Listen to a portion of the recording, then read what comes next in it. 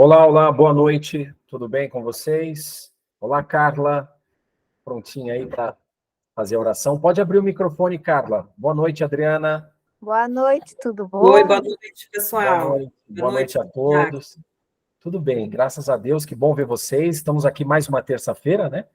E vamos então dar continuidade aos nossos estudos, que com certeza farão muita diferença na nossa vida espiritual, na nossa clareza e na nossa consciência espiritual do mundo em que vivemos.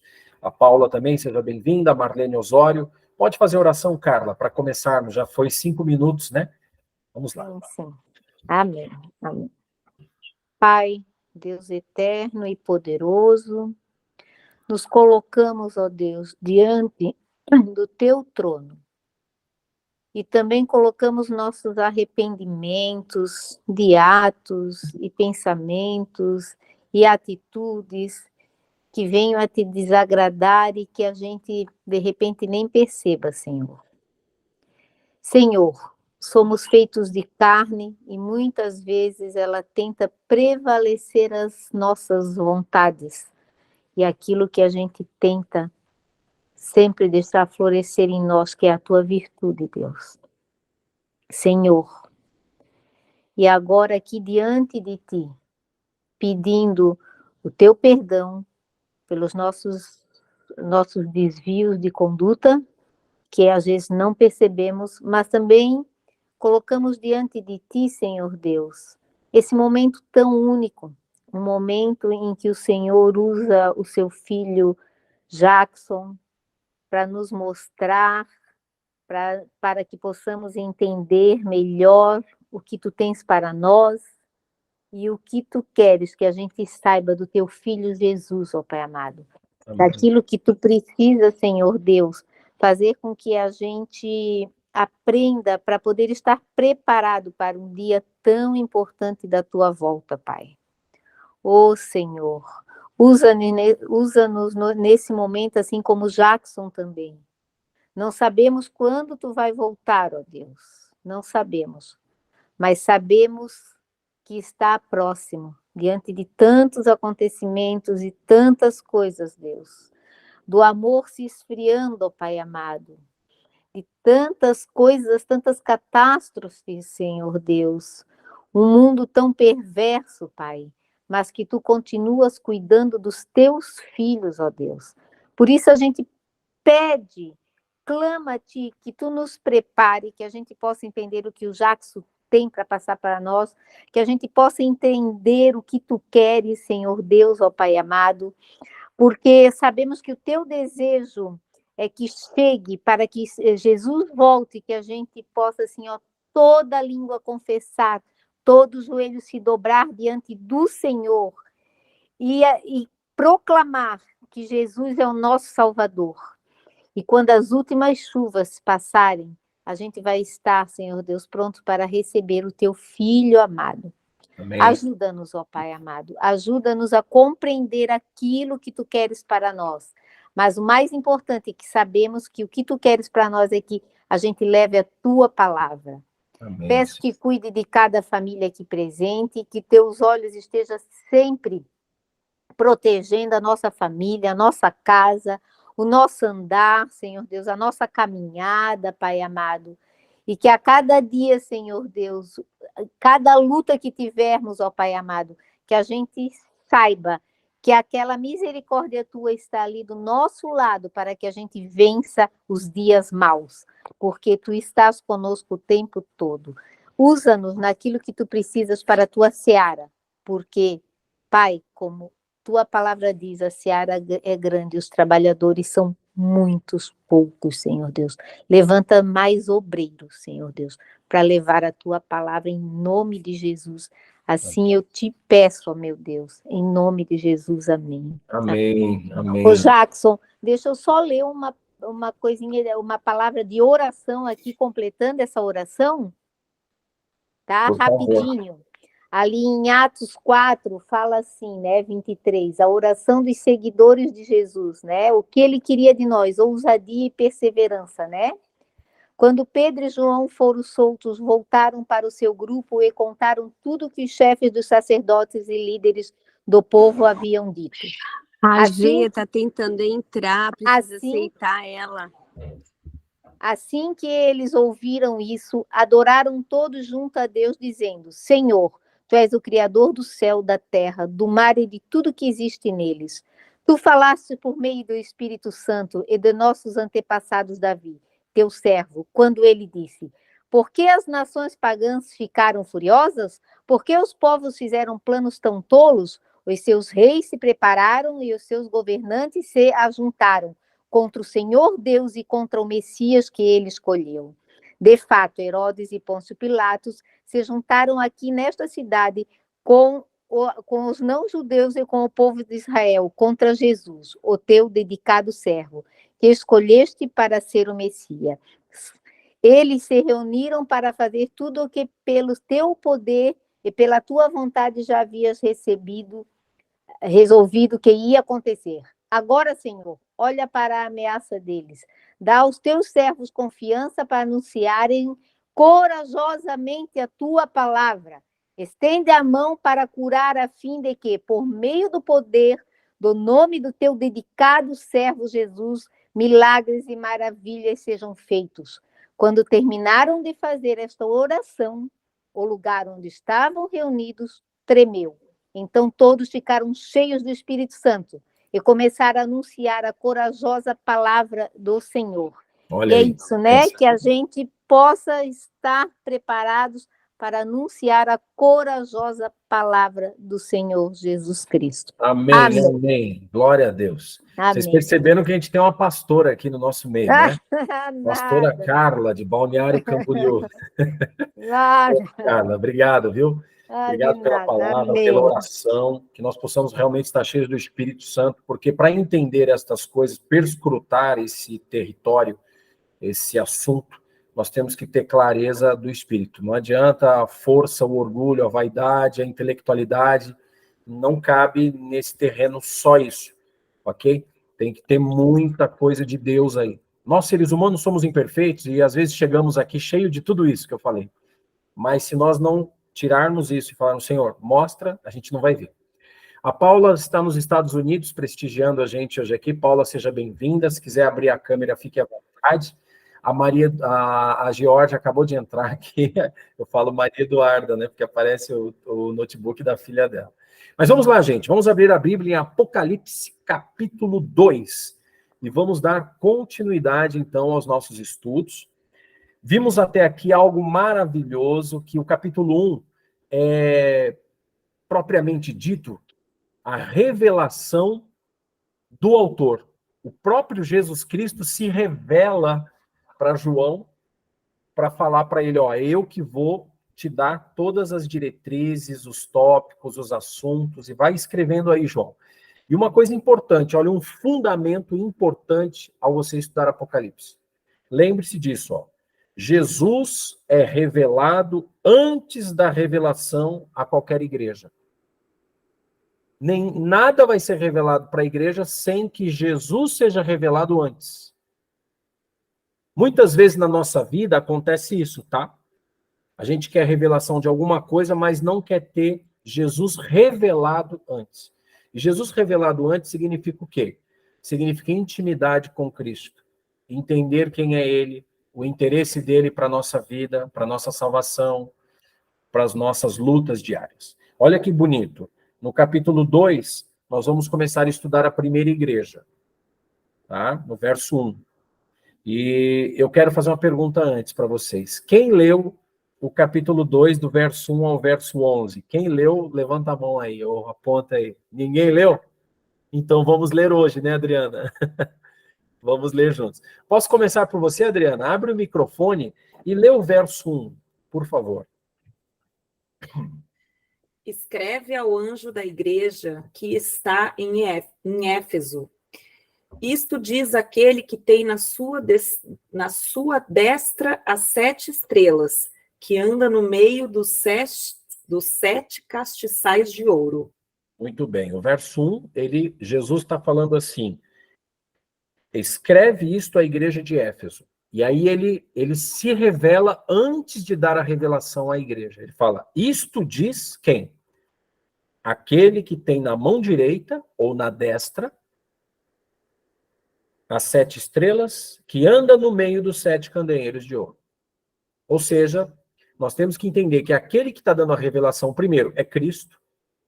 Segundo, é ele que tem o controle da igreja dele. É ele que ilumina, porque ele anda no meio dos 7 candeeiros. E aí eu vou perguntar para vocês, o que é as 7 estrelas que estão na mão direita dele? Nós já estudamos isso no capítulo 1. Hã? 7 igrejas? Muito bem, as 7 igrejas. Está aí no verso 20. Olha que bonito. 7 igrejas. O verso 20 diz, ó, as 7 estrelas são os anjos das 7 igrejas, e os 7 candeeiros são as 7 igrejas. Né? Então, ele tem as 7 estrelas, e ele anda no meio dos candeeiros. Né? Os candeeiros, Ele está no meio da igreja, e ele tem as mensagens destes mensageiros nas suas mãos, que são, no caso aí, o mensageiro é o anjo que leva essa mensagem para cada uma das igrejas. E aqui tem uma informação importante. Ele se revela como aquele que tem na sua mão o comando, o controle. Mão destra ou a direita quer dizer a mão dominante. Não sei se vocês aí já jogaram handball, ou basquetebol, ou voleibol. Normalmente você usa a mão forte para fazer a jogada, para bater a bola, para se defender. Isso no mundo dos esportes. No mundo militar, o soldado, a destra era a mão que ele tinha o domínio para usar a espada, para usar um escudo. Né? No mundo do espiritual, ele está querendo dizer que ele é onipotente, ele que pode, ele tem o braço forte, a mão direita, a destra. E você tem a certeza que a igreja de Cristo, ela está protegida pelo braço forte dele mesmo, Jesus Cristo. Verso 2, vamos ler o verso 2 agora. A Pati Belmonte está aí. Pati, é Patrícia, eu estou tomando essa intimidade aqui, porque aparece na tela aqui, Pati, com Y. Sem problema. Super chique aqui, né? Obrigada. Então, pode ler o 2 para a gente, Patrícia, por favor. Eu sei as tuas obras, e o teu trabalho, e a tua paciência, e que não podes sofrer os maus. E puseste à prova os que dizem ser apóstolos e os que não são, e tu os achaste mentirosos. Olha que coisa interessante. Já existiam impostores no cristianismo, já nessa primeira igreja, na igreja primitiva. E toda vez que você ouvir essas mensagens, a igreja de Éfeso, e vamos ver as outras igrejas, você tem que entender que o cristianismo, até a volta de Jesus Cristo, ele vai estar cheio, forrado de impostores. Muito mais nos nossos dias do que naqueles dias de João, que era o momento onde a igreja era recém-nascida, mas ainda assim já existiam falsos profetas, impostores. E aqui a Patrícia leu bem. Ela disse, conheço as tuas obras, ou seja, eu sei o quanto vocês estão se esforçando com paciência, com perseverança, para suportar esses que estão no meio de vocês, enganando vocês. A igreja de Éfeso, só para vocês terem uma ideia, vamos contextualizar um pouco antes de avançar em todos os textos da igreja de Éfeso, que vai terminar ali no verso 7. É rapidinho hoje. A igreja de Éfeso era uma igreja da época cristã, né, da época dos primórdios da história cristã, onde Paulo conhecia essa igreja, os apóstolos, porque Éfeso era uma grande cidade para a época, era uma grande província romana, e tinha lá um templo a uma deusa chamada Diana dos Efésios. Isso vai ser falado no livro de Atos, nas cartas aos Coríntios. E o que era esse templo da Diana dos Efésios? Era um templo onde se ofereciam várias ofertas pagãs, né, para essa divindade, e lá também aconteciam várias práticas pagãs, né? Por exemplo, ali haviam cultos sexuais, orgias, a essa Diana dos Efésios. Ali existia dentro do templo uma prática comercial muito forte de estatuetas de Diana. Esses cultos promíscuos, essas orgias, eles acreditavam que isso ajudava para que as suas terras fossem férteis, fecundassem, gerassem frutos. E aí eles tinham isso como uma prática imoral, mas para eles não era imoral, porque eles acreditavam que isso agradava a Diana dos Efésios. E ali se tinha muita prosperidade nessa cidade. Ela prosperava e muito, mas ainda com todas essas, vou usar uma expressão aqui, né, essas bizarrices, para nós aqui é claro que isso era bizarro, imagina, ter uma coisa dessa e ao mesmo tempo prosperar a cidade espiritualmente. E aí cabe a nós um pensamento, né? Será que porque uma coisa prospera, uma cidade, uma igreja, uma nação, será que é a mão de Deus? Ou é a mão de outro poder ali para justamente travestir aquilo de bênção? Então, a igreja de Éfeso, ela tinha essa dificuldade. Os cristãos sofriam, eles estavam servindo a Deus e não tinham bênçãos. E aqueles não serviam a Cristo e eram abençoados, prosperavam. Então, ali tinha essas práticas, né? Eu quero que você leia agora, ó, leia o verso 2. Aliás, no verso 2 ainda tem algo importante. Ó. Diz que eles tinham... Eu sei que vocês não podem suportar os maus. Ou seja, pessoas que praticavam a maldade ali e tinham dificuldade para suportar essas pessoas. Vocês não estão conseguindo mais suportar os maus. E fala ali, e principalmente os que se dizem apóstolos. E agora eu vou falar uma coisa que você não vai acreditar, mas aperta o cinto aí. Tinham cristãos que participavam do culto a Diana dos Efésios.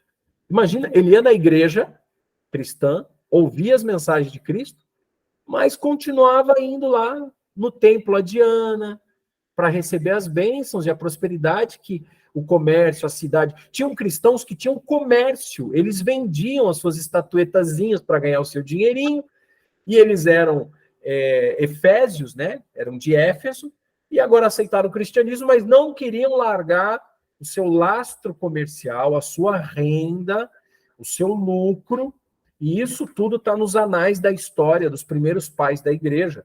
Você tem isso por vários historiadores da época, como Heródoto, Flávio Josefo, Eusébio de Cesareia. Esses caras todos têm vários textos, e eles citam, né, essas coisas que aconteciam na igreja cristã em Éfeso.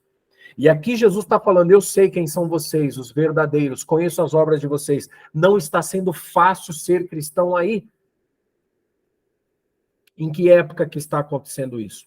João está escrevendo essas coisas que Jesus está revelando para ele por volta do ano 94 da nossa era.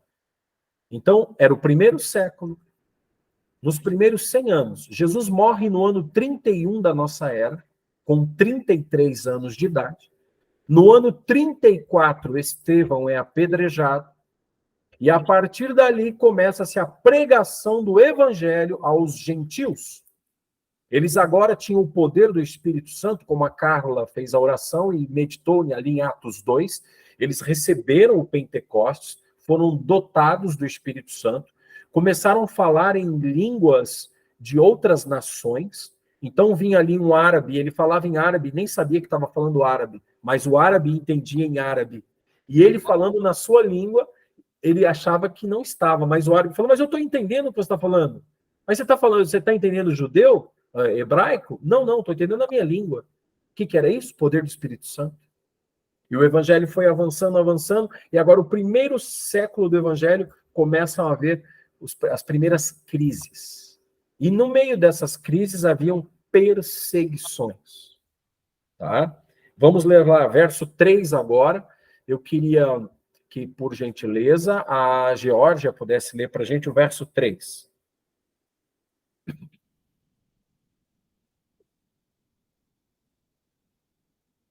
A Geórgia, abre o microfone, por favor. Obrigado. Opa.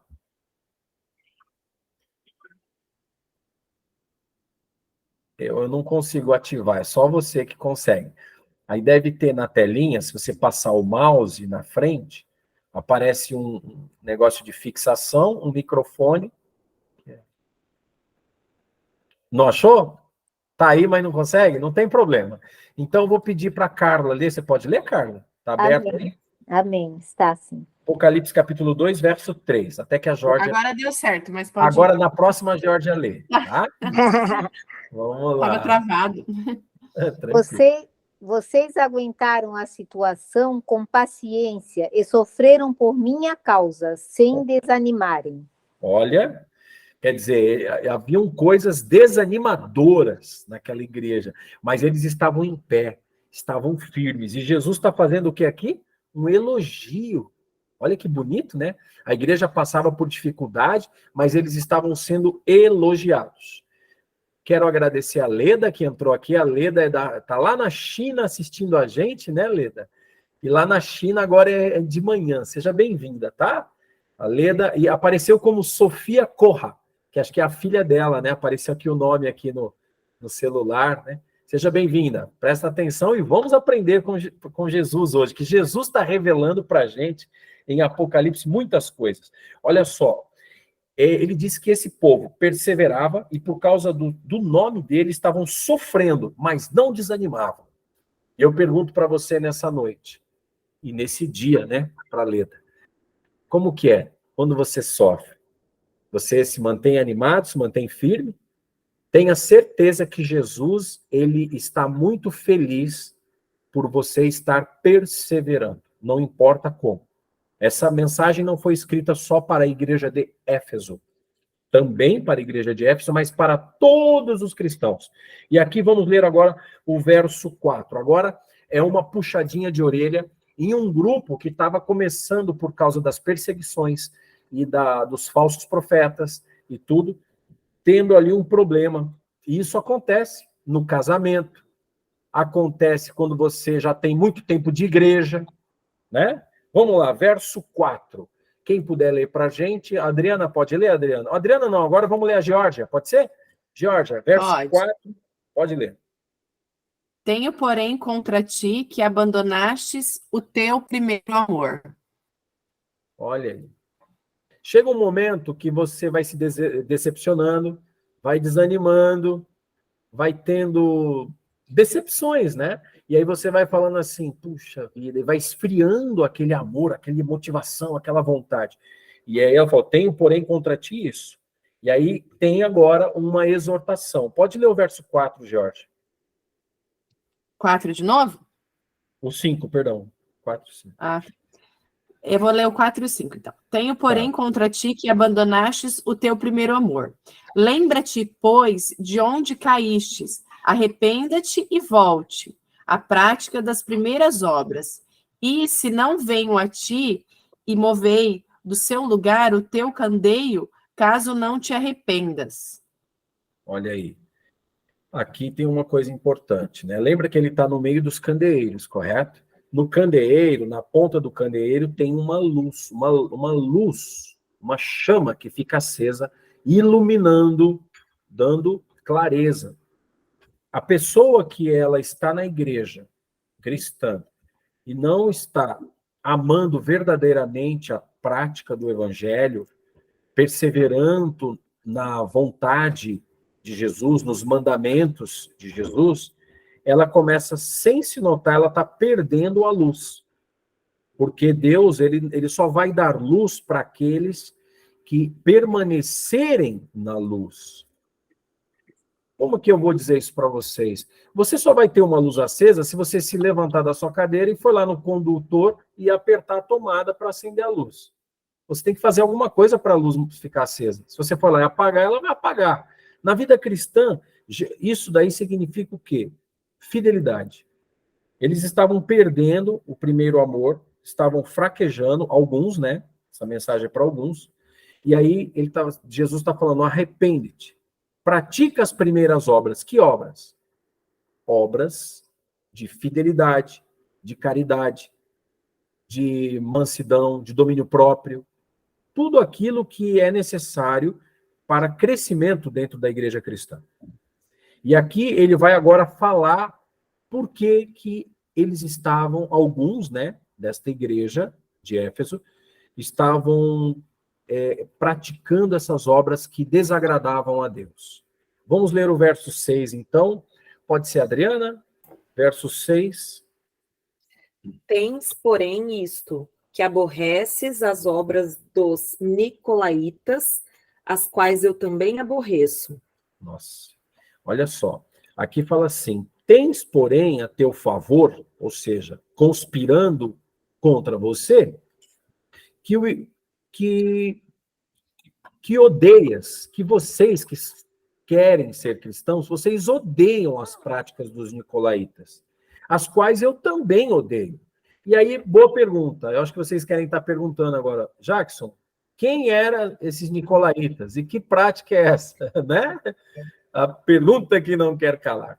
Nicolaítas eram um dos seguidores de Nicolau.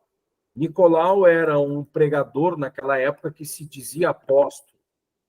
Nicolau, ele pregava uma teologia nessa época, primeiro século, tá, gente? Começo ali, finalzinho do primeiro século, ano 94 até o ano 100, esse Nicolau ensinava que o corpo é mau.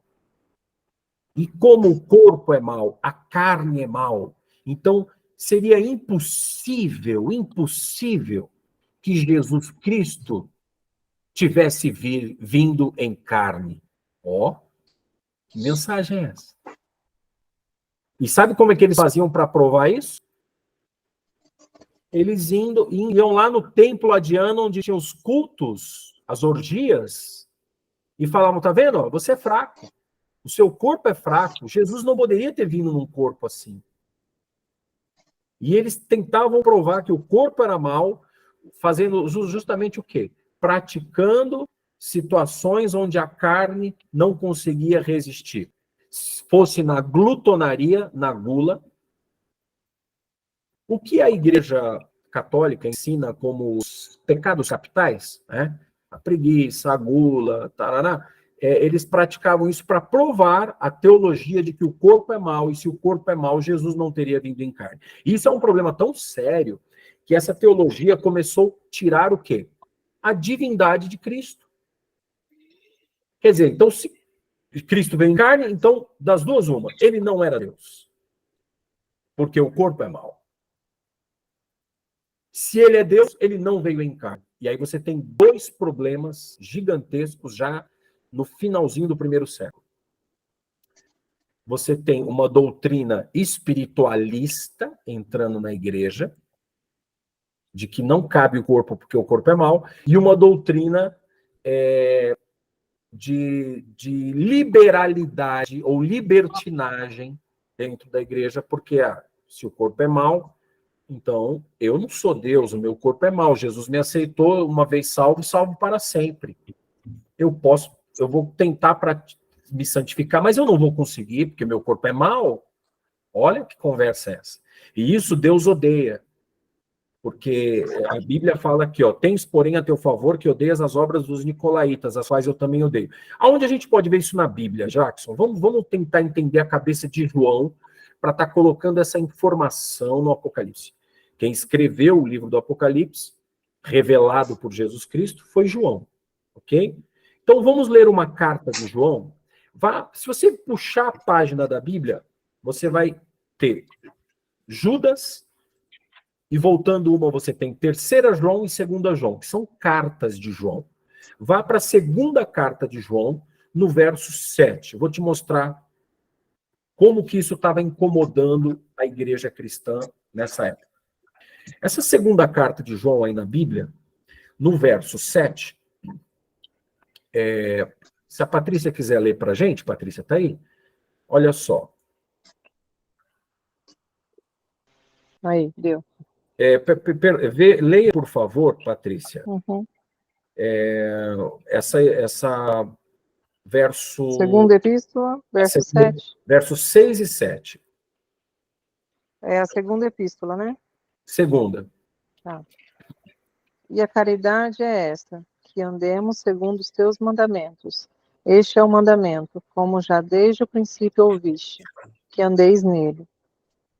7. Isso. Porque já muitos enganadores entraram no mundo, os quais não confessam que Jesus Cristo veio em carne. Este tal é o enganador e o anticristo. Olha. Então, aqui eu tenho uma informação importante. Vocês acham que o anticristo só vai surgir no fim dos dias? Ou a Bíblia está falando para você e para mim aqui, ó? Olha só, olha aqui para mim.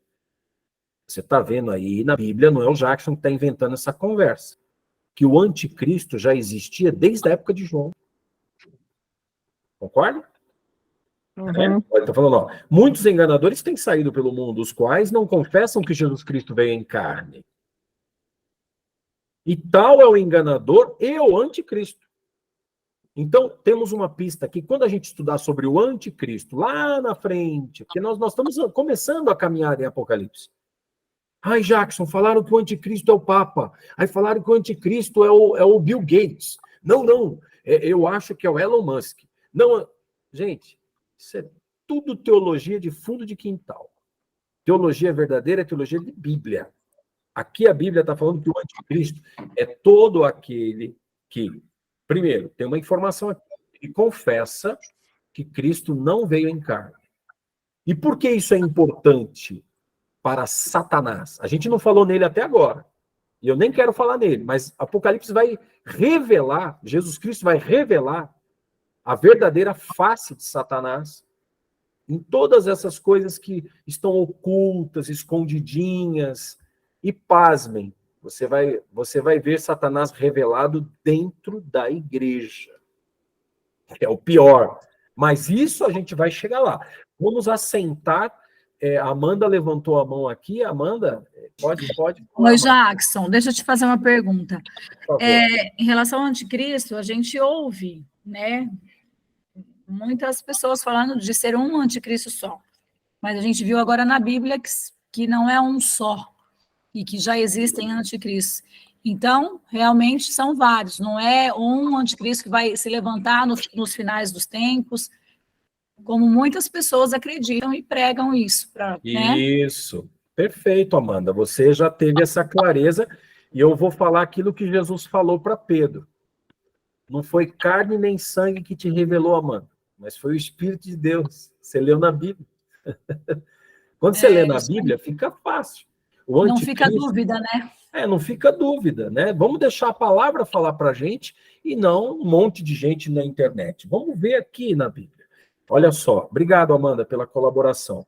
Então, o anticristo é todos os agentes terrestres que são utilizados para travestir a verdade, a mentira de verdade.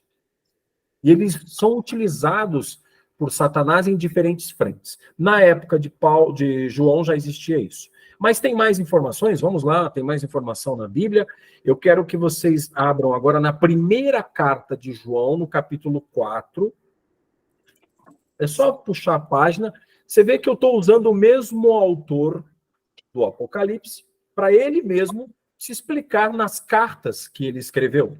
Então, João explica na primeira carta dele, no capítulo 4, no verso 2, o que ele fala aí? Dá uma olhadinha.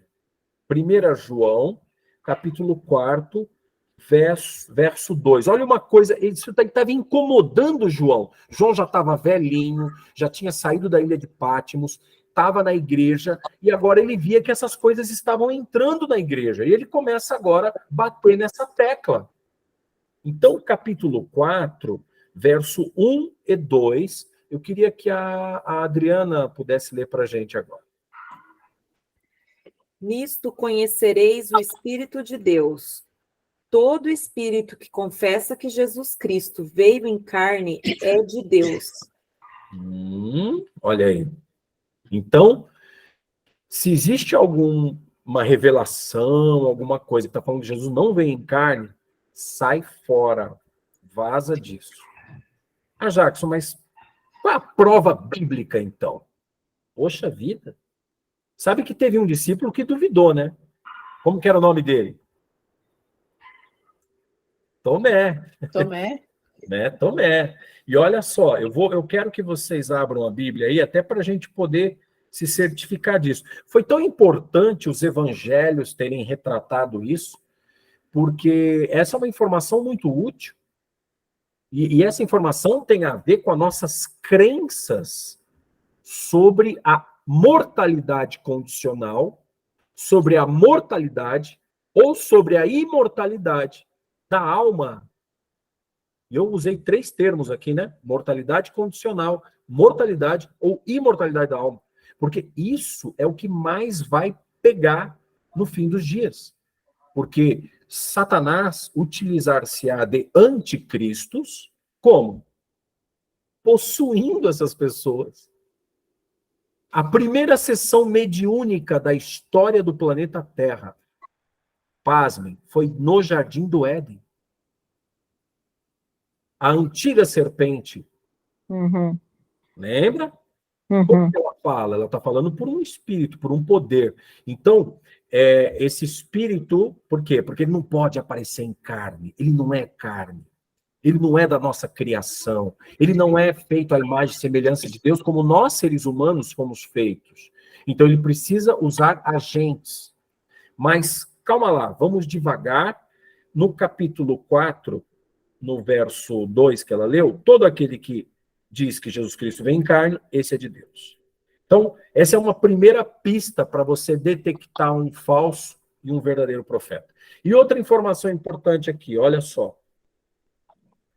Ah, o fulano é verdadeiro profeta? Fulano é falso profeta? Tá. Leia aqui para mim, por favor, o verso 3. Amanda, você consegue ler aí, abrir o seu microfone, Amanda? Consigo, Jackson. Legal. Capítulo 4, você vai ler o verso 3 só para reforçar a revelação que você teve nessa noite, que você compartilhou com a gente, que o anticristo, existem vários e já existia naquela época. Leia o verso 3 para a gente, ó. E todo espírito que não confessa a Jesus não procede de Deus, pelo contrário, este é o espírito do anticristo, a respeito do qual tendes ouvido que vem, e, presentemente, já está no mundo. Ó, que presentemente é esse? É da época de João. Então, veja bem, eu não estou usando só um verso para defender uma ideia. A Bíblia está forrada dessas informações, eu usei 2 aqui. Voltemos para Apocalipse, capítulo 2. Nós vemos que a prática dos nicolaítas eram defender que Jesus Cristo não veio em carne, seria impossível porque a carne é mal. E aqui nós temos que entender que a carne, Deus não criou o homem com uma carne má. Deus criou um homem perfeito. Assim como o próprio Lúcifer, um anjo de luz, foi criado perfeito. O problema da nossa carne caída, fraca ou com propensões animalescas, fraca em diversos sentidos de inclinações e concupiscências, significa que nós herdamos algo de Satanás. É triste dizer isso, mas essa é a realidade. Nós herdamos a desobediência. Vamos voltar lá em Gênesis para ver isso? Volta lá para Gênesis capítulo 2 e você vai ver que Apocalipse toda hora vai fazer a gente viajar na Bíblia. E isso é importante, porque é na própria palavra onde temos a revelação dela mesma, né? No capítulo 3, você tem a queda do homem. O verso 1 até o verso 6, você tem a mulher em tentação. Quando você é tentado, e é normal, até Jesus Cristo foi tentado, você ainda não declinou. Você não desceu um degrau. Mas quando você se entrega, e aí então você absorve aquilo que você não deveria absorver, que é o pecado, é o mal, é o erro. Verso 1 diz, ora, a serpente era o mais astuto de todos os animais do campo que o Senhor Deus tinha feito. Esta disse à mulher, é assim que Deus disse, não comereis de toda árvore do jardim? Respondeu a mulher à serpente, do fruto das árvores do jardim podemos comer. Olha como que Satanás é astuto. É aqui que eu queria pegar o viés com vocês. Satanás está citando a palavra de Deus. Deus tinha dado a sua palavra. Só que o que Satanás fez com a palavra de Deus? É aqui que é a tônica do que eu quero que vocês entendam. Qual era a palavra de Deus? Vá para o capítulo 2. A palavra de Deus era essa. Ó. Leia, eu vou ler com vocês aqui. Ó. Capítulo 2, no verso... deixa eu ler aqui... Verso 9. 8 e 9. Ora, plantou o Senhor Deus um jardim no Éden, ao oriente, e pôs ali o homem que tinha formado. Verso 9. E o Senhor Deus fez brotar na terra toda espécie de árvores agradáveis à vista e boas para a comida, bem como a árvore da vida no meio do jardim, e a árvore do conhecimento do bem e do mal. Ok? Ó, de todas as árvores podia comer, só não podia comer da árvore do conhecimento do bem e do mal. Essa era a palavra de Deus. Como é que a gente sabe que era essa palavra de Deus? Está aqui na palavra, está revelado. Aí ele vai e coloca aqui, ó, no verso 16, acho que está ali ordenando. Isso. O Senhor Deus tomou o homem, verso 15 e 16. Obrigado, querida. O homem o pôs no jardim do Éden para lavrar e guardar. Ou seja, o homem foi colocado para cultivar, né? Praticar agricultura ali. Verso 16. Ordenou o Senhor Deus ao homem, dizendo: de toda a árvore do jardim comerás livremente. Mas da árvore do conhecimento do bem e do mal, dela não comerás, pois no dia em que dela comeres, o que vai acontecer? Certamente morrerás. Pois bem, Satanás começa a conversa citando a palavra de Deus. Ele fala assim, ó, verso 3, capítulo 3, verso 1. É assim que Deus disse, não comereis de toda a árvore do jardim? E eu pergunto para vocês agora, que fizemos uma leitura analítica e sem pressa. Foi isso que Deus disse? Me respondam aí. Tem algum advogado aí que conhece, investiga as falas, o momento temporal da palavra, sem corte, sem edição? Não, não foi isso que Deus disse. Não foi. Né? Ó, aqui ele está falando, o diabo disse assim, não comereis de toda a árvore do jardim? Não, Deus disse ao contrário, capítulo 2, verso 16. De toda a árvore do jardim comerás livremente. Queridos, o que eu estou querendo dizer para você? Se você acha que você tem a Bíblia, o que vocês acham? Satanás conhece a Bíblia ou não? Sim. Muito mais. E Satanás está usando pessoas que usam Bíblia para enganar pessoas. Esses são anticristos. E aqui tem uma outra questão muito séria. Ele disse assim, certamente morrerás. Quer ver agora? Ele usa a palavra de Deus distorcida, é aqui que eu queria pegar com vocês, é distorcida, e mostra uma falsidade para as pessoas. Por exemplo, eu vou perguntar para vocês aqui agora, eu vou fazer uma dinâmica. Eu queria que vocês olhassem para a tela. E pode abrir o microfone todo mundo, tá? É uma dinâmica, tudo bem? É uma dinâmica rápida de 1 minuto, 30 segundos. Eu peguei aqui na minha Bíblia, eu tenho aqui na minha Bíblia uma nota. Correto? Tem uma nota aqui. Quanto vale essa nota, Amanda? R$100. A Leda, lá na China, vocês têm outras notas, mas você conhece essa nota, né, Leda? Sim, os R$100. Você tem uma nota agora aí já com tem você aí fácil, Adriana, para mostrar uma nota aí? Alguém Não tem uma tem. nota de R$100 para mostrar, não? Só você que é o rico da turma aqui hoje, o Jackson. Hã? Você é o único rico da turma hoje aqui com Hoje 100. abre. Dinheiro mais não. Não, mas e se eu disser para você que eu também sou que nem vocês? Ah, Perceberam? Eu estou falando com vocês de uma coisa que essa coisa não é essa coisa. parece, Satanás, mas não ele é. faz a mesma coisa. Ele começa a falar da palavra e você acha que ele está falando da palavra, mas ele não está. Ele está enganando, ele está mentindo. Ele é especialista em pegar toda a palavra e colocar apenas uma coisinha da mentira. Aí você olha tudo e você acha que é verdade. E como que a gente descobre isso? Estudando Apocalipse. Porque o que vai pegar no fim dos dias são sutilezas. Satanás não vai se apresentar, eu sou o dragão, com um tridente, um rabo vermelho, cuspindo fogo, sigam-me, sigam... Não. Ele vai usar de sutilezas. Tá? E quando você é enganado por um vendedor que te vendeu algo no Paraguai, né?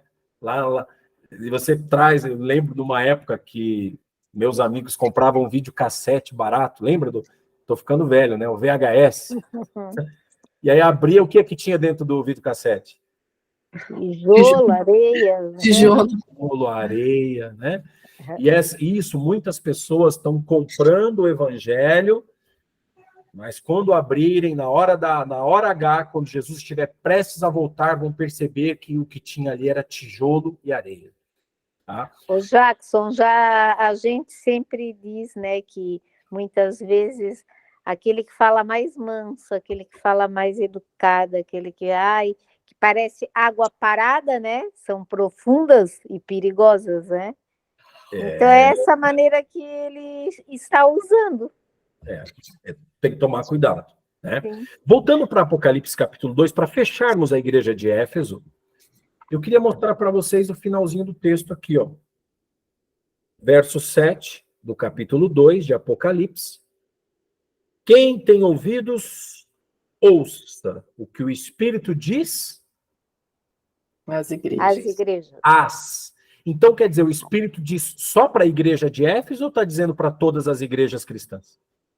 Todas as igrejas cristãs. Todas. As é no plural. Então, essa mensagem que você vai estudar para as igrejas, entenda bem, ela não é só para aquela igreja, é para toda a igreja cristã, em todas as épocas da história. Adriana, por favor, querida, pode falar. Vou fazer uma pergunta que eu não sei se você tem resposta para isso, mas por que Jesus deu essas revelações para cada uma igreja, revelações específicas, se todas elas servem para todas as igrejas? Boa pergunta, inteligente. Olha só, as igrejas existiam na época de João, era o presente dele. Jesus ele está preocupado com toda a raça humana no presente, no passado, porque ele morreu também por aqueles que acreditaram nele antes, no presente e no futuro. E a mensagem de Cristo, a Bíblia não fala que ele era, é e há de vir? Então a mensagem daquele que era, que é e que há de vir é para a igreja cristã no sentido dos cristãos e não de uma congregação específica de uma província. Por quê? Por que a gente tem essa certeza, Adriana? Porque Jesus Cristo não voltou ainda. E nós somos cristãos. Mas o que eu quero dizer assim, por que será Desculpa, que talvez eu não entendi sua pergunta. por que será que Jesus dividiu essas cartas? São 7 cartas, né? Isso. Com trechos diferentes para cada carta, sendo que ele podia escrever uma carta só e mandar distribuir para sempre. Agora eu entendi. Para diferente também, né? Por partes. Você vai perguntar para ele, eu também não sei falar. Não, entendi. Não, agora eu entendi a sua pergunta e ela é mais inteligente do que eu imaginava. Veja bem, o Apocalipse ele é dividido em conjuntos de 7. Tá? Você tem 7 igrejas, você tem 7 selos, você tem 7 trombetas, você tem 7 pragas, você vê aí 7 candeeiros, 7 espíritos, você tem muitos 7, correto? Parece que são momentos. O que fica claro, e a maioria dos teólogos historicistas defendem isso, é que essas cartas foram escritas em 7 blocos, porque são 7 períodos da história da igreja cristã, de Cristo aqui na Terra até Cristo nos ares voltando para nos buscar. E nós vamos ver isso de uma maneira interessante. Por exemplo, de Cristo, quando ele morre na cruz, até o ano 100, é a igreja de Éfeso. Do ano 101 até o ano 313, é para outro momento da história da igreja cristã. E isso que é legal. Estou entendendo mais. Tá?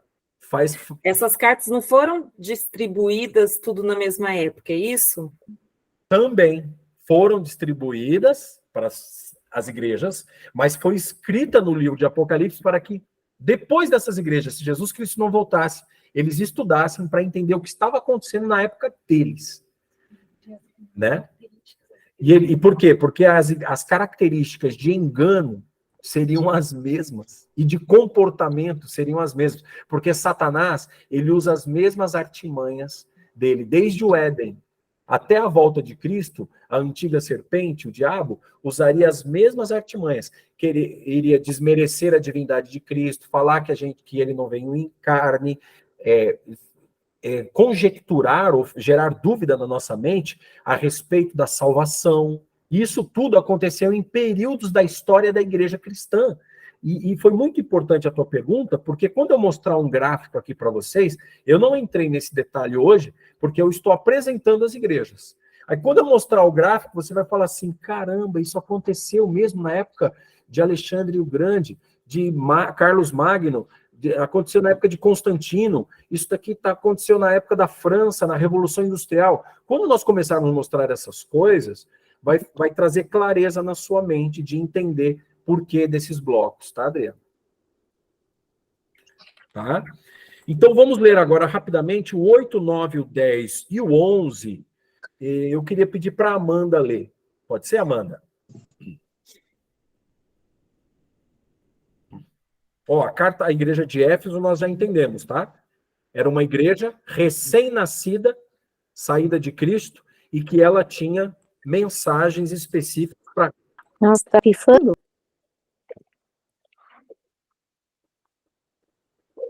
Perdão, acho que ela falou com alguém lá. Acho que caiu. Não, Caiu.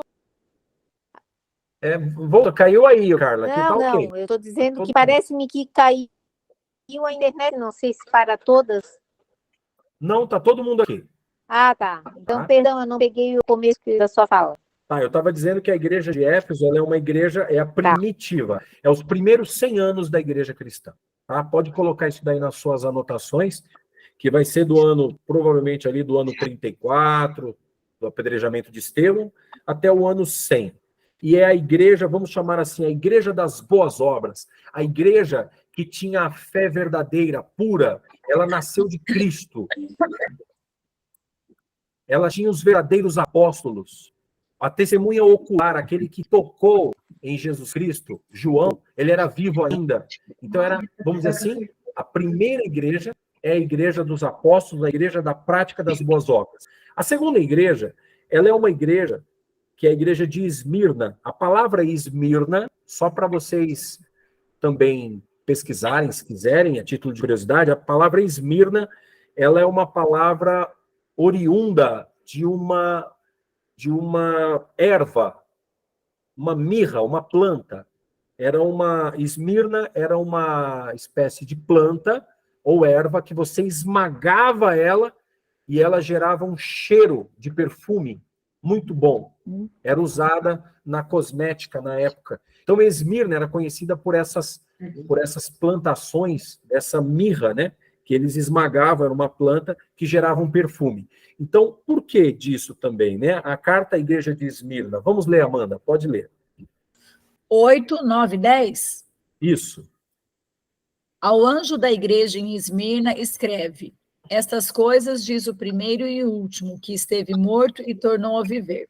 Conheço a tua tribulação, a tua pobreza, mas tu és rico, e a blasfêmia dos que a si mesmos se declaram judeus e não são, sendo antes sinagoga de Satanás. Não temas as coisas que tens de sofrer.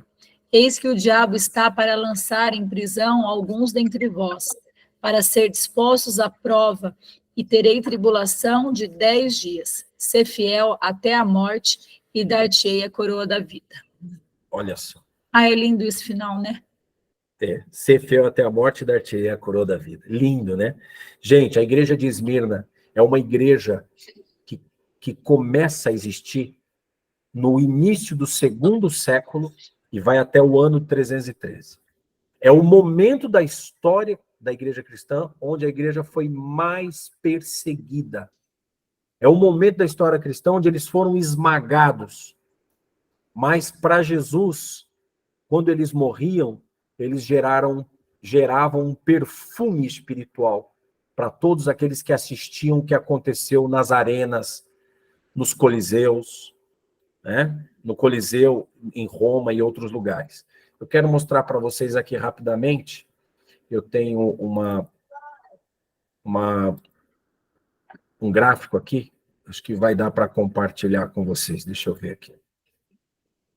Tem algumas imagens nesse gráfico que mostram um pouquinho do que eu estou tentando explicar para vocês aqui. Deixa eu ver se dá para... Tá abrindo a tela para vocês aí, queridos? Sim. Tá, né? Pode. Ver se dá para abrir com a outra aqui.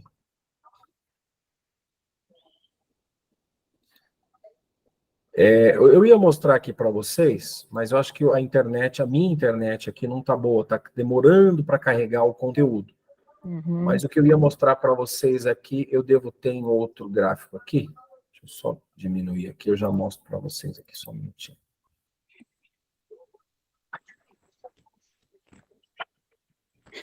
Acho que eu tenho esse gráfico. Alguns têm aí, né? Uhum. Esse gráfico ele ajuda muito a gente ver uma timeline. Inclusive, aqui tem uma foto, acho que dá para vocês verem, na época presencial, esse gráfico aqui, eu estou apresentando ele no auditório e a gente tem utilizado muito ele. Eu quero mostrar para vocês isso daqui. Deixa eu abrir aqui. Tá aqui. Talvez tenha nesse PowerPoint aqui. Se não tiver também, eu abro ele aqui nesse outro.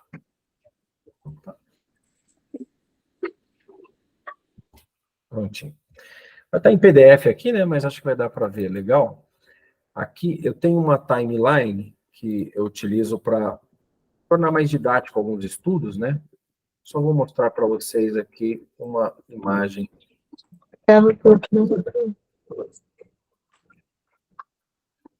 Aqui é uma pena, nesse aqui não tem, só está no outro, mas dá para ter uma ideia aqui do que a igreja de Esmirna teve que enfrentar, né?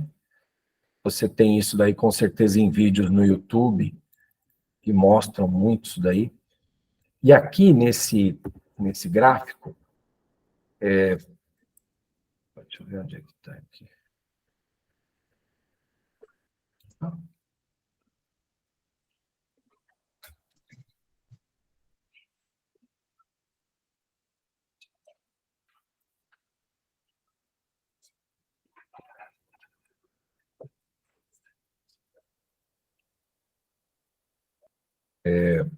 Aqui tem uma imagem pequenininha, acho que vocês chegaram a dar uma olhadinha aí. Deixa eu ver se dá aqui.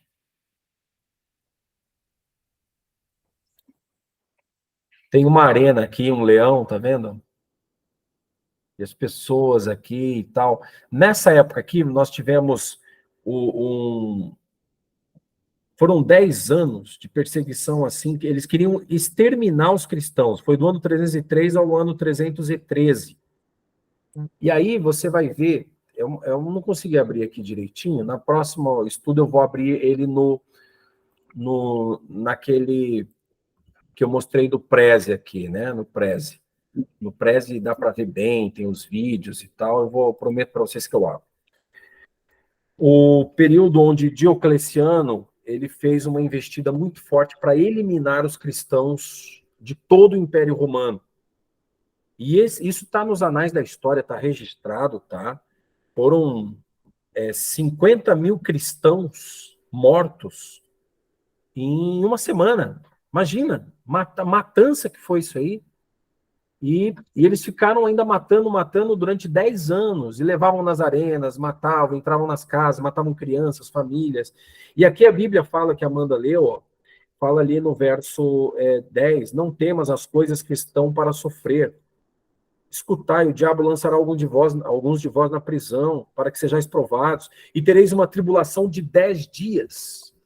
Então aqui tem uma informação importante para a gente terminar e fechar essa noite, tá? Vamos fechar essa noite com uma informação importante. Aqui está dizendo 10 dias que duraria essa tribulação. E se você vai nos anais da história, depois do período de Éfeso, depois do ano de 100, você tem na história da humanidade um período de 10 anos que houve perseguição intensa sobre os cristãos para matar mesmo. E Jesus falou de 10 dias. E 10 dias não é 10 anos?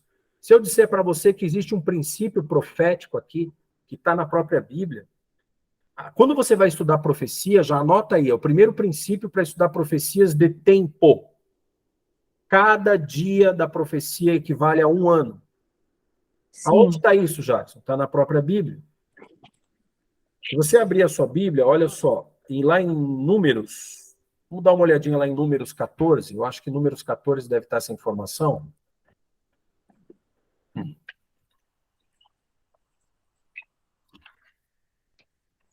Números 14, quem encontrou aí capítulo 14 do livro de Números no Velho Testamento? Que versículo? Números, você tem Gênesis, 14. Êxodo, Levítico, Sim. Números, tá? Isso. 14. 14, você tem aqui no verso 34. Quem encontrar, pode ler, Carla. 34. 40 anos vocês vão sofrer por causa dos seus pecados, conforme os 40 dias que vocês espionaram a terra, 1 ano para cada dia.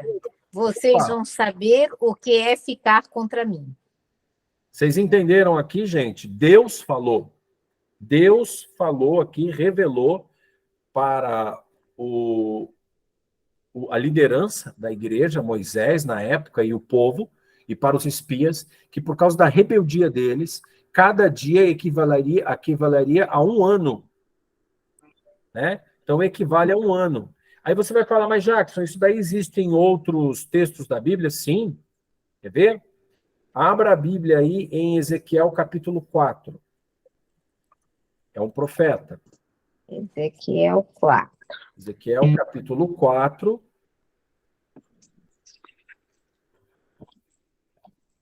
Você vai ter lá no verso, a partir do verso 4, tá? Capítulo 4, o verso 4 e o verso... Vamos ler o 4? Pode ler, Amanda, tá com o texto fácil aí? Lê o verso 4, o 5 e o 6, por favor. Deita-te também sobre o teu lado esquerdo e põe a iniquidade da casa de Israel sobre ele, conforme o número dos dias que te deitares sobre ele, levarás sobre ti a iniquidade dela.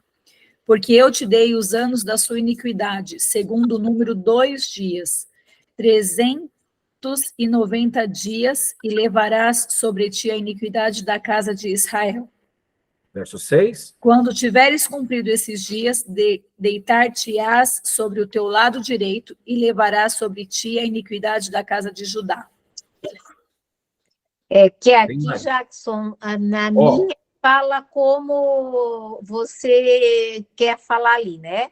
Você ficará deitado ali, carregando o pecado deles durante 390 dias, porque eu condenei 1 dia para cada ano do castigo do povo. Aí, 1 dia para cada ano. No final do verso 6 está assim, 40 dias, 1 dia te dei para cada ano.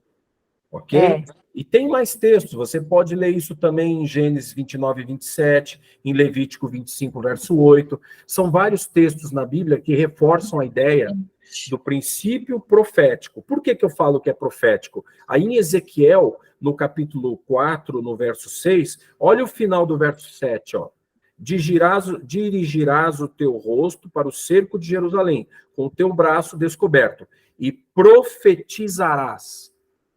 Então, era dada a ordem para o profeta, faça essa profecia, para cada dia 1 ano. Aí você vai lá em Apocalipse e verifica que quando Jesus deu essa revelação para João, ele falou 10 dias, vocês vão ser perseguidos até a morte. Aí você vê que depois da igreja de Éfeso, no período histórico da história da igreja de Esmirna, os cristãos foram condenados à morte durante 10 anos.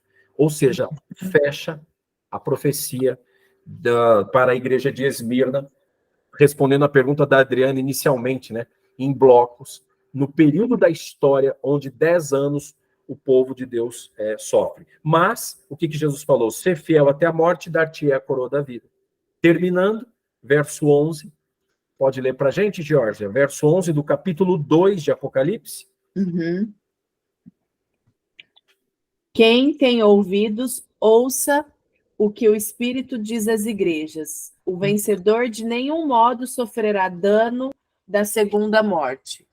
Ou seja, Jesus sabia que esses cristãos dessa época, desse período da história, sofreriam a morte, mas não a segunda morte. Mas Jackson, tem segunda morte? Isso é um assunto para o próximo tema, tá? Porque Apocalipse vai falar sobre isso, tá bom? Então tenha certeza, essa morte que a gente morre aqui, ela não é a segunda morte. Você tem que estar salvo, mesmo que você morra, como Jesus falou, ser fiel até a morte, porque eu dar-te a coroa da vida. E você não vai sofrer o que? A segunda morte. Que aí você vai entender o que é essa segunda morte. Queridos, obrigado. Extrapolamos hoje 10 minutos. Eu acho que na próxima encontro vamos dar mais tempo para todos falarem. Eu tenho que encerrar por respeito a todos os colegas aqui, tá bom? Quero agradecer de coração a oração da Carla, a reflexão que ela fez ali no começo. Terça-feira vamos abrir pontualmente às 8h30, tá bom? Vamos fazer uma oração de novo e entrar no texto e fechar. Dessa vez eu não vou poder abrir para perguntas, senão vai estourar o tempo. Quero agradecer de coração mais uma vez. Vamos orar uns pelos outros e prepare-se, porque agora vamos estudar mais 4 igrejas: Sardes, Tiatira, Filadélfia, Laodiceia, e vamos entender esses blocos de tempo na história para poder, então, entender o que é trombeta, o que é selo, e aonde está toda essa história na nossa realidade, prestes a receber Jesus Cristo nas alturas. Deus abençoe cada um. Vamos orar? Amém. Por favor, Amanda, pode orar por nós, querida? Querido e amado Deus, te agradecemos, Senhor, pela oportunidade de estudarmos a sua palavra, de entender um pouco mais sobre tudo que vem pela frente, e que nós possamos todas aqui estarmos preparadas para esse grande dia, que é a sua vinda, que eu almejo muito esse dia, Senhor, que nós todos estejamos juntos, assim, reunidos lá no céu, para vivermos eternamente felizes sobre a tua graça, sobre a tua bênção, meu Deus. Nos dê agora uma boa noite de descanso, nos dê discernimento para os próximos estudos, para a gente poder entender cada dia mais sobre ti, e que nós possamos sempre ter esse anseio, sede da sua palavra, para vivermos isso até a sua morte. Em nome de Jesus, eu te agradeço e te peço. Amém. Amém. Amém. Uma boa noite, bom descanso para vocês. Boa noite. Para a Leda, um Tchau, ótimo tchau. dia aí na Valeu. China. Tchau, Carla. Deus abençoe a Tchau, todos. querido. Obrigado. Tchau. Tchau, tchau.